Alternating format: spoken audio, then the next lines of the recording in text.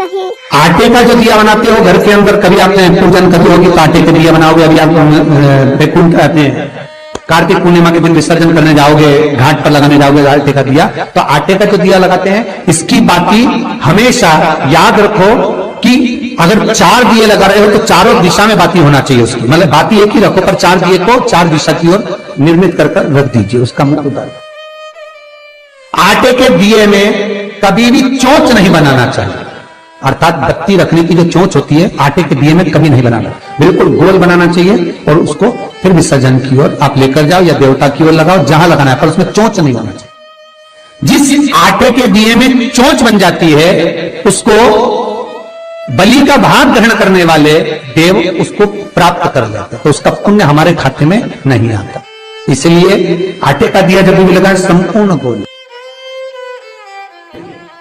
ये पड़ती दिया मट्टी का दीप, जिस दीप के अग्रभाग को थोड़ा सा बड़ा कर दिया जाता है उसको पणती दिया कहते हैं।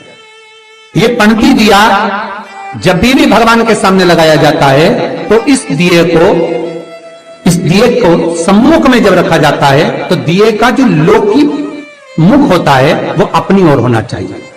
हमारा पणती दिए की जो लो है, बाती है, उसका मुख अपनी ओर होना चाहिए। विष्णु पुराण कहती है अगर इस दिए की बाती भगवान की ओर रहती है तो हमें तपन की अनुभूति होती है, पर इस दिए की बाती जब हमारी ओर होती है तो हमारे शरीर में कोई बड़ी बीमारी आने वाली होती है तो वो कट जाती है।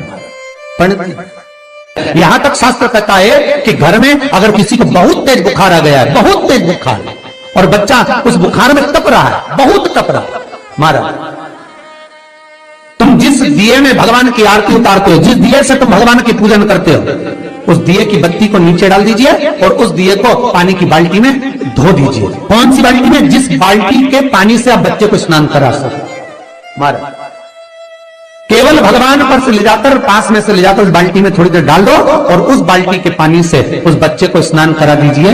15 से 20 मिनट, आधा घंटा लगेगा, बच्चे का बुखार पूरा उतर जाएगा। इतना विधान है दीप का।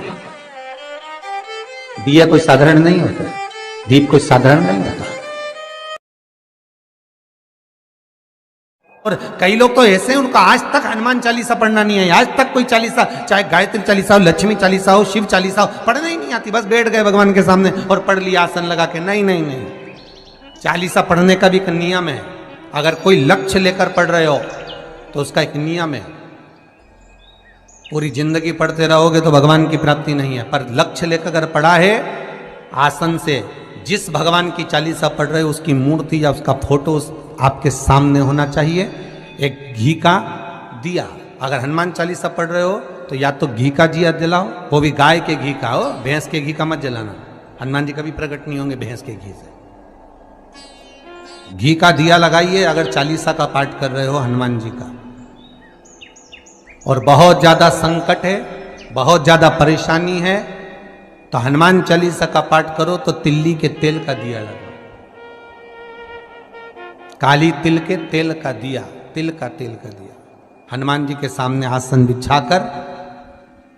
बहुत तकलीफ है तो 3 पाठ प्रतिदिन करो और एक आसन से जितने समय, 9 बजे अगर आप बैठते हो पाठ करने तो 9 बजे ही बैठना है।